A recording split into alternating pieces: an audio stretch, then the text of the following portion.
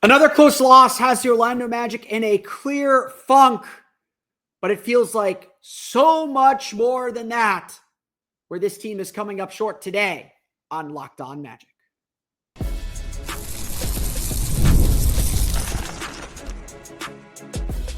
You are Locked On Magic, your daily Orlando Magic podcast, part of the Locked On Podcast Network, your team every day. And you are indeed Locked On Magic. Today is March 7th, 2025. My name is Philip Rossman-Reich. I'm the senior writer over at OrlandoMagicDaily.com. Of course, find me on Twitter at PhilipRR_OMD and on Blue Sky at PhilipRR. On today's episode of Locked On Magic, the Orlando Magic again have the chance for victory. Again, blow that lead and again lose at home, going 1-6 on this critical homestand. It is getting dark early out. It's getting dark late. It's getting dark for the Orlando Magic. Let's talk about where the Magic fell short and why this funk won't end. We'll get to that coming up here in just a moment. First, we want to thank you again for making Locked On Magic part of your day every day. Go ahead and make Locked On Magic even bigger part of your day with the Locked On Magic daily newsletter, the one stop for ultimate team and league coverage delivered right to your inbox. Sign up for free now at LockedOnDaily.com. That's LockedOnDaily.com and start your day with the all-new free Locked On Magic newsletter. Today's episode of Locked On Magic is brought to you by FanDuel. Right now, new FanDuel customers will get $150 in bonus bets if your first $5 bet wins. If you listen to the show enough, if you listen to me enough, you know that I am not a believer in clutch situations. I am a believer in them, but I don't think they tell the complete story. And I will agree with every coach who says you don't win or lose games in the last 2 minutes. You win or lose games throughout the course of a game.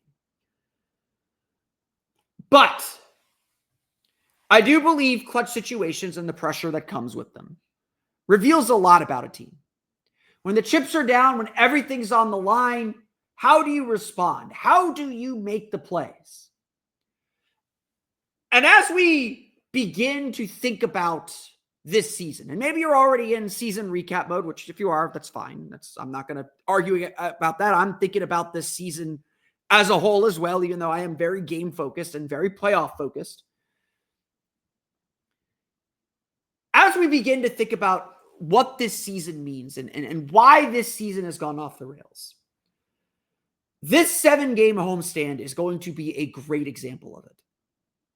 This 7-game homestand revealed, showed, and displayed all the weaknesses that are keeping the Magic from being the team they want to be. At the end of the day, what differentiated last year's Magic team from this year's Magic team is quite simply confidence. Confidence in themselves, confidence in what they're doing, confidence and belief that they are going to win. I would be hard-pressed to tell you otherwise. As the Magic got down into the late game situation in this game, with a 5-point lead with about 4 minutes left, and they missed an open shot. Kentavious Caldwell made all of his other shots. He just missed the one at the end of the game. We'll talk about him a little bit later on. And watch the Chicago Bulls come right back at them. It is impossible not to think and not to feel, here we go again. That's become the expectation. And that is the heart of the problem. We could talk about the Magic's inability to shoot. The defense wasn't good enough. Problems for this team snowball. Where last year the Magic could always lean on their defense, except for a few games, obviously, but could always lean on their defense, always knew who they were, and didn't blink or flinch when they were down or when they were struggling. This team will fight. I don't want to question effort. I don't think effort's the problem. It's focus, it's precision, it's execution. This team does not believe they're going to win. As desperate as they are for a win, as desperate as they need to get that win, to get over the hump and just rebuild a little bit of confidence, it's so hard to do when you have none. And maybe none is a little harsh. I'll go ahead and say it. It is harsh. This Magic team lacks that belief. The funk won't end for the Magic because they don't believe. They don't have confidence it will end. They aren't making the plays to make it end. This Orlando Magic team, yes, you need to score. But if this Orlando Magic team has a lead, their defense should be good enough to win games. Should be good enough to hold on to leads. But throughout the final 3.5, 4 minutes, throughout the entire game, the Magic's defense and attention to detail let them down over and over and over again. Magic build a 6-point lead. Yeah, they might get a stop, but then they miss a shot. Bulls come running down the floor, get an and one, get a 3 from Kobe White. Doesn't matter. Magic need a big offensive rebound to secure possession, to end the possession. They give up 3 in a row. And then eventually ends with a Kobe White dunk that gave the Bulls the lead for good. The Magic, as they have throughout this entire homestand, got in their own way. And again, credit to the other team, credit to the Chicago Bulls.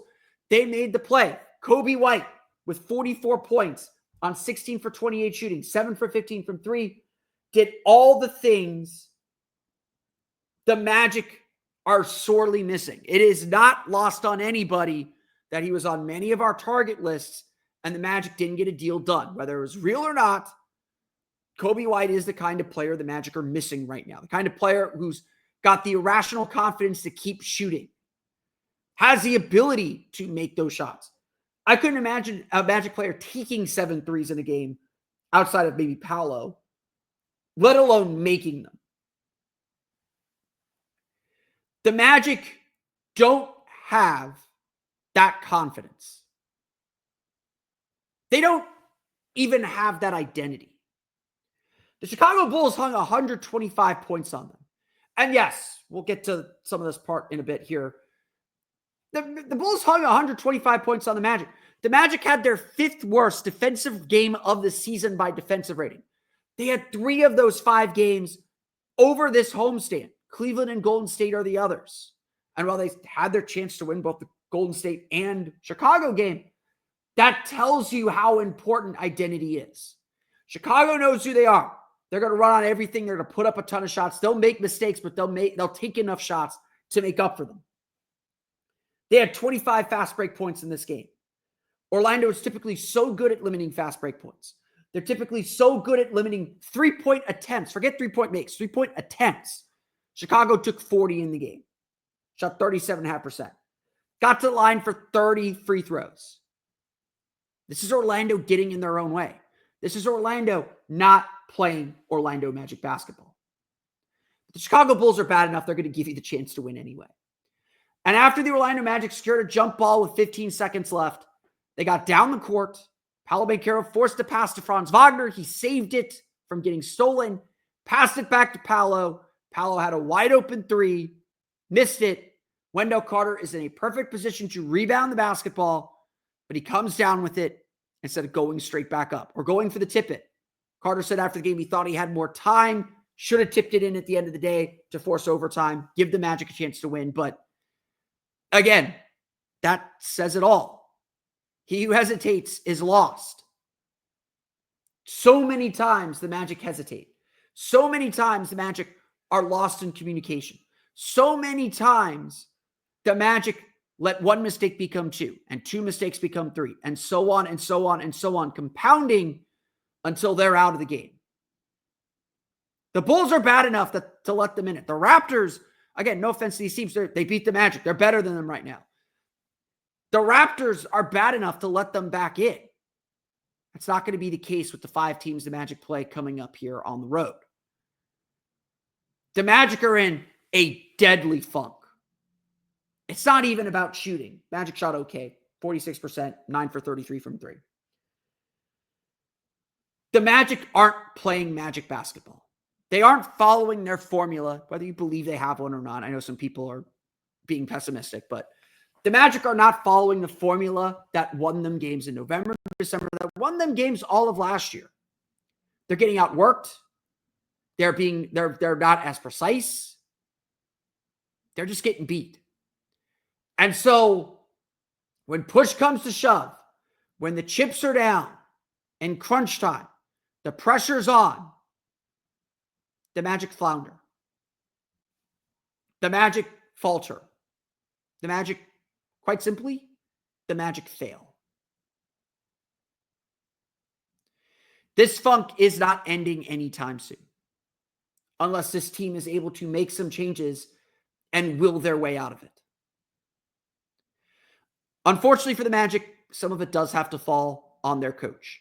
For everything Jamahl Mosley's done well, he made some pretty big errors in this game that are raising a lot of questions. We're going to get to that coming up here in just a moment.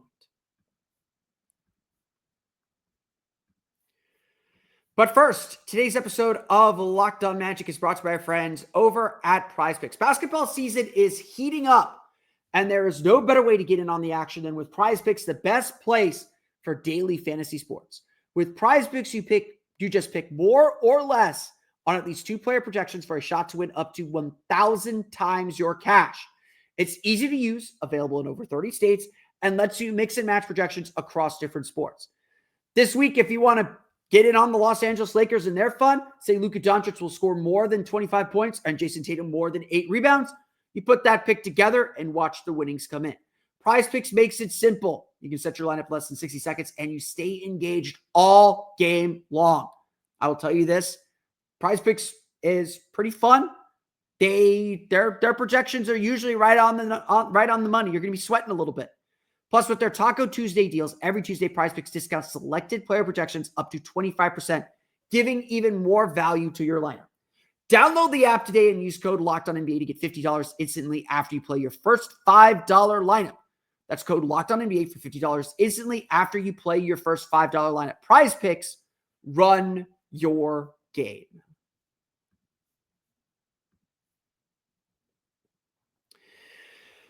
I read all your comments. I see everything that's being said. And look, I don't think Jamahl Mosley's in any trouble.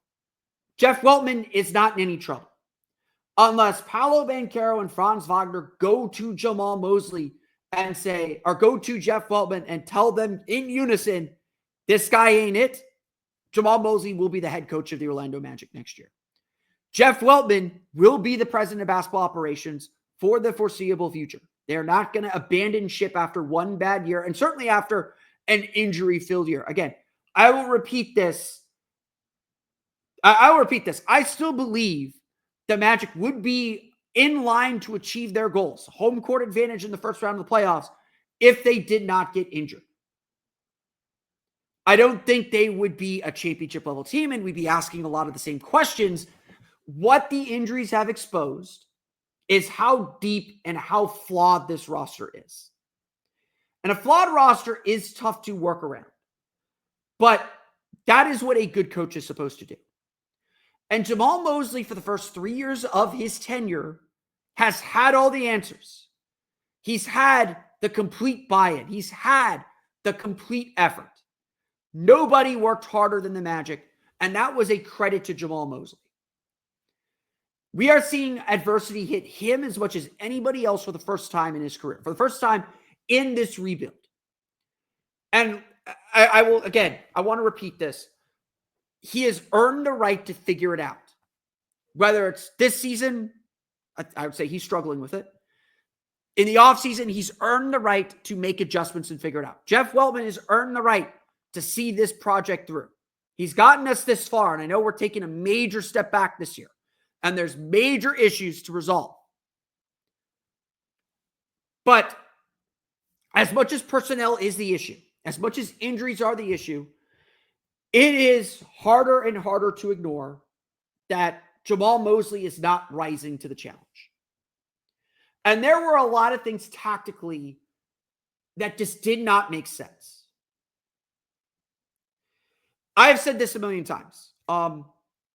I like the idea behind the Magic's offense. It is a read-based offense. It is meant to be unpredictable. You have kind of simpler actions that sprout a tree for the ball handlers to read. They make quick decisions. They get the ball moving. You get some open shots. The open shots have been there for the Magic. They're missing them.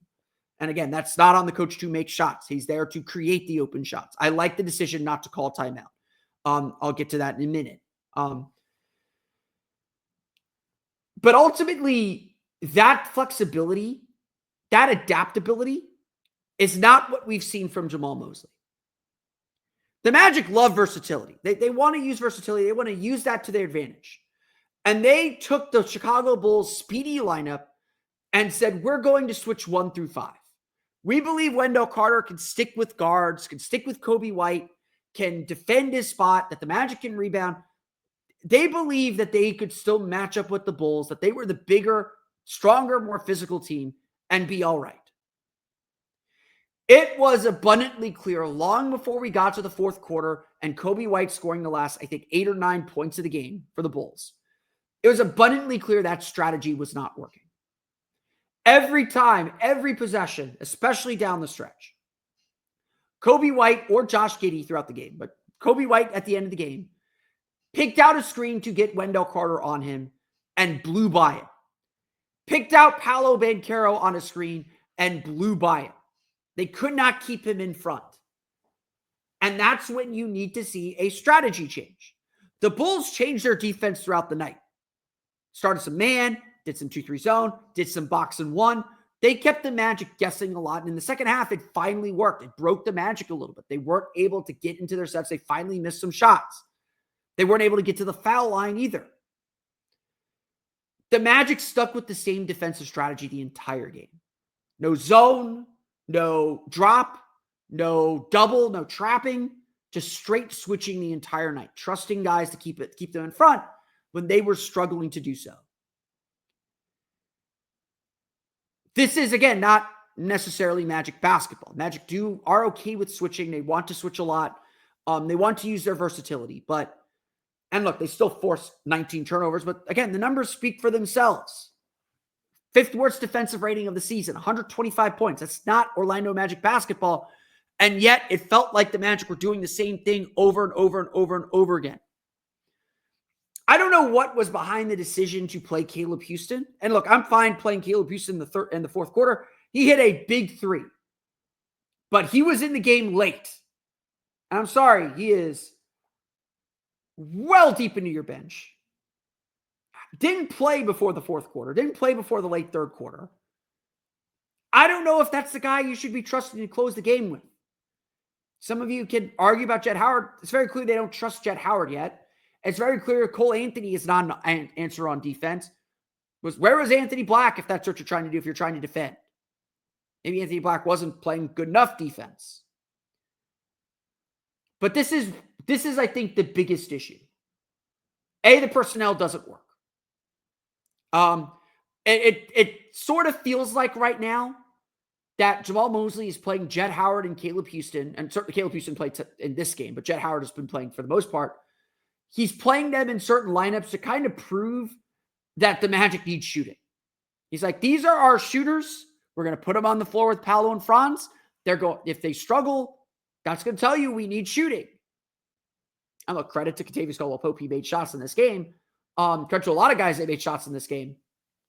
But the Magic don't have the personnel to run the offense they run. And that has been the case for a while.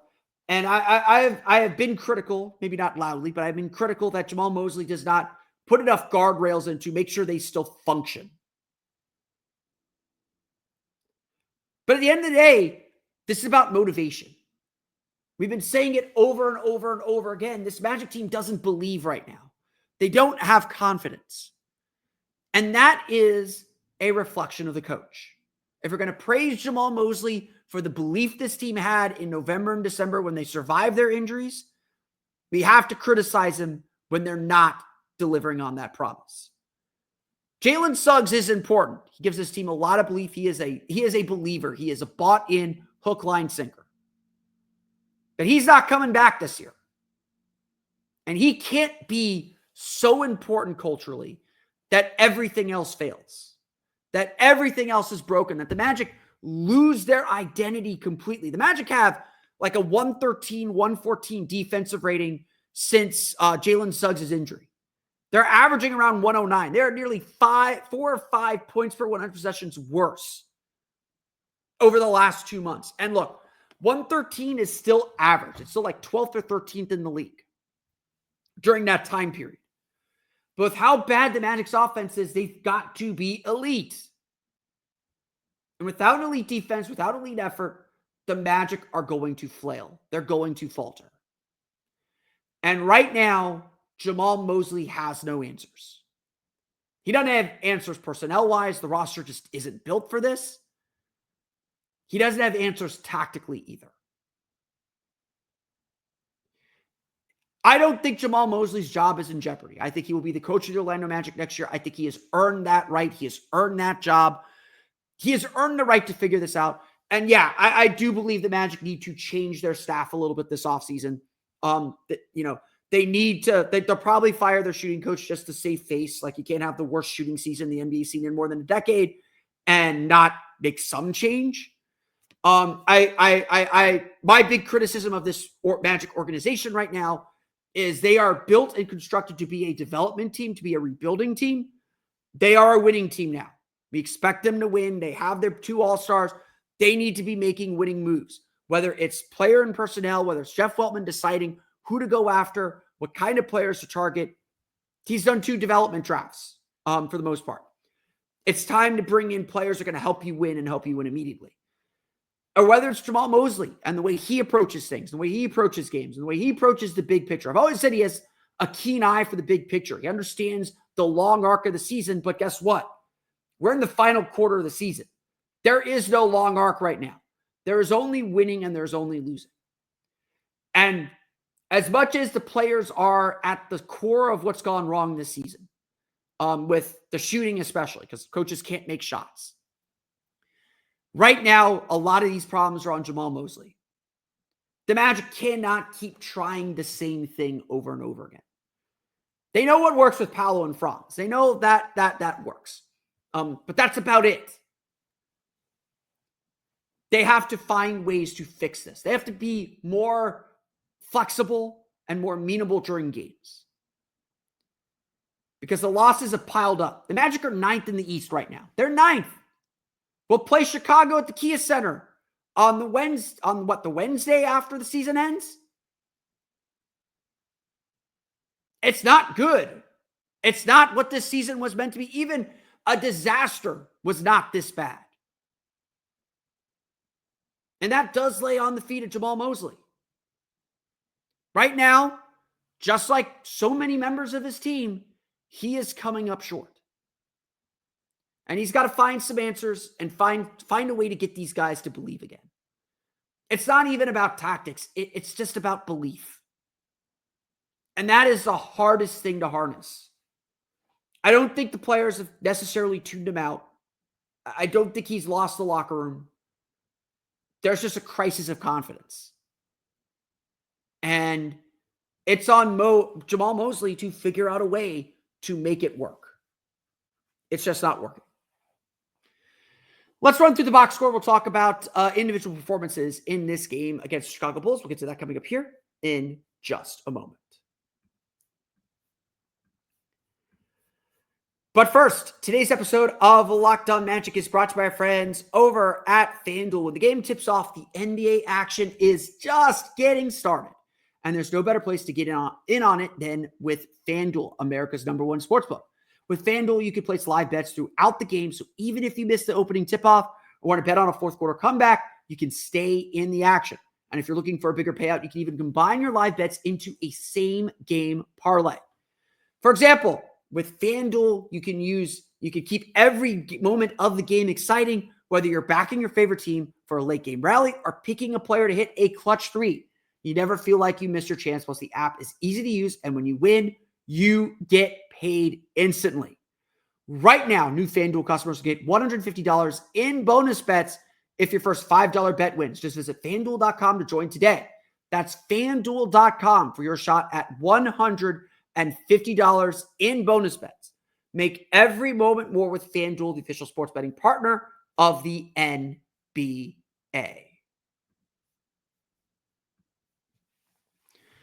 Let's run through the final box scores. The Orlando Magic follow the Chicago Bulls 125-123. First loss of the season for the Orlando Magic when they score at least 120 points. Again, that speaks to the pace.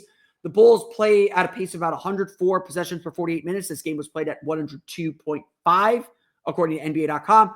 Magic are at about 97, 98. So game was played at Chicago's pace. Again, this is something the Magic are typically good at, is they slow these fast teams down. They were doing it really well earlier in the homestand. Good defensive game against Memphis, good defensive game against Washington. We felt like they were beginning to turn a corner, starting to find their defense. Offense would flow naturally from that. Then the Magic are hit with 3 of the 5 worst defensive games of the season. Cleveland is the second worst defensive game of the season. Boston in January was the worst. Golden State and Chicago. At least the good news is the Magic were able to be competitive in the Golden State and Chicago losses. But again, losses are losses. All that matter right now is wins. The Magic are struggling to find wins. And this game was a struggle a lot because the Magic's top 2 players did not play the way that we're accustomed to seeing them play. The Magic are going to have a hard time winning games when Paolo and Franz are just this inefficient. Paolo Banchero, 5 for 15 shooting, 0 for 5 from 3, 20 points. He was 10 for 11 from the foul line, so got to the line. Again, he's averaging about a little bit more than 11 free throw attempts per game since the All-Star break. Leads the league in that category. Added 9 rebounds, 3 assists, did have 3 turnovers. Frustrating night for Paolo. Got to his spots, missed jumpers. Got to the basket a few times, but Chicago did a really good job crowding him. Again, they were physical. They were fouling them. They're just kind of betting that they're not. A lot of teams are just betting right now that the Magic aren't going to score enough to beat them otherwise. And they're not going to call everything. So just frustrate the Magic, get their 2 stars flustered. That's a big part of the strategy. Franz Wagner had the same issue. 18 points, 6 for 17 shooting, 6 for 7 from the foul line. Did add 6 assists, 2 steals, and a block. Franz, again, also just struggling to get in the paint. Chicago just packed that paint. They used a box and one. I haven't really seen many NBA teams use a box and one. They used a clear box and one. They were willing to let the Magic shoot. The kind of good news in this game is, the Magic got to the foul line a ton. They were able to at least use that physicality against Chicago, get to the line. Even then, even though the Magic got to the line for 40 free throws and went 34 for 40 from the foul line, even though that was the case, you could sense the Magic were frustrated with the whistle. They were frustrated they were not getting more fouls called. They felt like a lot was left on the table. But the good news in this game was the Magic got scoring from everybody else. If the Magic had the scoring they had in this game, the balance, they probably beat Toronto. And again, more often than not, they'll probably beat Chicago, to be perfectly honest. There's still a lot to like, especially offensively, which we don't get to say very often. Cole Anthony had 20 points on 6 or 12 shooting, playing his first game back after spraining his big toe. He played only 24 minutes, so it's kind of odd. The Magic, I might have been on a minute restriction. We didn't get a chance to ask Jamahl Mosley that. Just kind of limiting his exposure. He was kind of noticeably limping in the locker room after the game. But he scored. Got to his spots. Again, gets trapped a few times, but a really nice game from Cole. Wendell Carter. I know people are going to bang on him over the missed dunk, and that was bad. Look, I've said this a million times. Wendell Carter's greatest weakness is he is not a good second leaper. He's got one good leap. He has to power back up to make a second jump. And so when he came down with the ball, there was not enough time for him to get that second jump off. He needed to kind of get going, get himself up instead of just putting the ball back up on the rim to tie this game. Give the Magic still a chance to win. Carter was rough in that sense. But otherwise, 2 for 3 shooting from 3, 5 for 9 from the floor, had 5 rebounds, 17 points, did a lot of good things. Again, so much of the Magic's problem in this game was just they were switching too much. Wendell Carter got put on Kobe White a ton. Let me see if I can pull up the matchup stats real fast. I wonder if they are up yet since I'm recording this super late. If you look at the matchup stats aren't up yet, so I won't tease that. But I would imagine Wendell Carter was a victim most of the night on Kobe White. Kobe White was attacking switches all night long. And Carter was stuck in no man's land. I think he gave a decent effort. It wasn't enough, obviously. I'm not going to say to pretend he was good defensively. I think he was put in a bad spot. Again, I think this was a tactical error by Jamahl Mosley to run this switching defense. It was very, very clear early on that it was not working. It would have been better to put Wendell in a drop, especially with the Bulls not having their full complement of centers. Nikola Vucevic was out. Zach Collins fouled out in the third quarter. Jalen Smith fouled out in the fourth quarter. The Bulls went small, and that bothered the Magic. It stretched them thin. This was a game where the Magic probably needed Jonathan Isaac and his versatility a little bit more. Jonathan Isaac missed the game with an illness. Just didn't get the job done. But again, I will continue to say this. Despite Wendell Carter missing that shot, not giving himself a chance to get that shot off, he is playing a lot better. Defense was not his best in this game. Again, I think it was a weird circumstance. I blame Mosley more than I blame Wendell. Wendell Carter is playing a lot better. He has earned back the starting center job. He's clearly the starting center. And I think he's doing some really, really good things. Kentavious Caldwell-Pope had another really nice game. So if there's a silver lining, again, KCP is taking some steps forward. 19 points, 8 for 10 shooting, 2 for 4 from 3. Had a couple of mid-range jumpers, made his threes, missed the big one late in the game. He had a 3 that probably would have won the game. If he makes that wide open 3, the Magic go up. Let me check this real fast. Sorry about that. I'm gonna take a look down my box score real fast at this moment. Yeah, Kentavious Caldwell-Pope had a 3 with 107 left, and the Magic down 2. He makes that, the Magic go up 1. They're back kind of in control of the game. The Bulls didn't score for the rest of the game after that point. That's kind of like in 2 of the last 3 games, Kentavious Caldwell-Pope has missed a wide open 3 late in the game, and that's kind of why the Magic paid him to be here. But look, for the rough season Kenny's had, he's had 3 straight games of 10 points or more. He's looking a lot more comfortable. He's starting to make his shots. Maybe this is a turning point. Maybe this is finally the turning point we've been waiting for. And maybe ultimately, like, the Magic can feel some flow offensively. And I know the last few minutes were rough. But maybe this is a sign that Kenny is about to be the shooter the Magic hope for. I wouldn't hold your breath on it, but at least it looks like there's some signs the eruption is coming. Off the bench, your Orlando Magic just did not get a lot of points. Goga Bitadze had 8 points all in the first half. Anthony Black had 8 points as well, 3 for 4 shooting, 2 for 3 from 3. Usually Magic win when he makes 2 or more threes. But again, just everybody struggled defensively. Tristan Nisola had 6 points, but was 1 for 7 from the floor. Caleb Houston hit a 3 and then badly missed another 3. Again, the Magic just need shooting. Like, so many problems are solved by shooting. Like, honestly, if you look at the box score, if you didn't know how the game ended or what the game flow was, if you look at the box score, the biggest difference you will see is the Bulls hit 15 threes, the Magic hit 9. That's 18 points that the Magic have to make up, or 6 points that the Magic have to make up somewhere. They're just not capable of making that up. Even on a night where they score 123 points, they cannot make that up. Chicago attacked the offensive glass. They had 13 offensive rebounds for 20 second chance points. Orlando still had 22. So it's not that necessarily that the Magic lose second chance points. They're just backbreaking. They're just giving things away because the margin for error is so small. That is ultimately the issue here. We can, so many things. Shooting narrows the margin for error. The reason why the Bulls kind of are the way they are, they get a lot of possessions. They get a lot of shots up. They make enough of them to keep things interesting. They may not win all the time, but they make enough of them to keep things interesting. The Magic are trying to drag you into the dirt and make you play ugly, and that's fine. I think that's a fine strategy, but you got to make shots to make it work. And last year, the Magic made enough shots. 35% from 3 was really good. We'd kill for that right now. If the Magic made 35% of the threes, the Magic would be the 4 seed right now. That's how good their defense can be.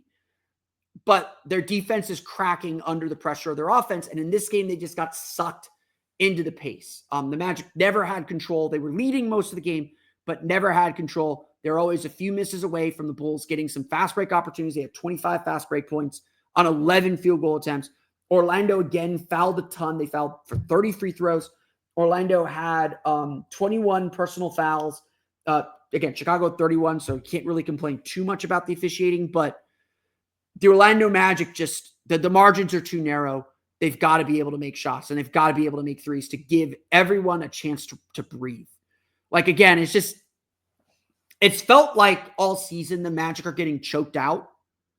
And like, look, you're able to squirm and fight and try and break that hold early in the season, but the longer you're in that chokehold, you're going to pass out. The Magic's defense has passed out because the offense just can't work. The offense is just strangled. And again, we'll talk plenty more about the offseason when we get there. We're going to have a lot more time to talk about it than I think any of us wanted. This is the problem. Kobe White can step into a three-pointer, can force the defense to close him out and be worried about his three-point shot to get by defenders. And the Bulls, even with not great three-point shooting, can spread you out, can force the center away from the paint because Zach Collins is a three-point shot threat, and force teams to clear that paint. Imagine like Paolo, Banchero, and Franz Wagner having that kind of spacing around them to get to the basket whenever they wanted to force the defense to make decisions and compromises. When defenses play the Magic, they aren't compromising. And so, like, yes, changes are coming this offseason. Like, they have to. There's no choice. But it's obvious. And a game like this obviously makes it that much more obvious. The Chicago Bulls defeat the Orlando Magic 125-123. Orlando's 7-game homestand ends at 1-6. I mentioned it before the homestand began, how critical this period was for the Magic. They went 3-8, 4-7 over these last 11 games, 10 of 11 at home. They're now going on the road, 5-game road trip at Milwaukee, at Houston, at New Orleans, at Minnesota, at Cleveland. That game now on ABC on March 16th. It's going to be rough. That is a tough road trip. Magic are going to have to find some confidence somewhere because it did not come at home like it needed to. And we're looking at the 9-10 game. I've been an optimist. I've been holding on to hope.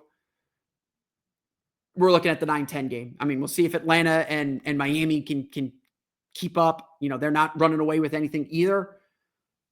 But it's not good right now.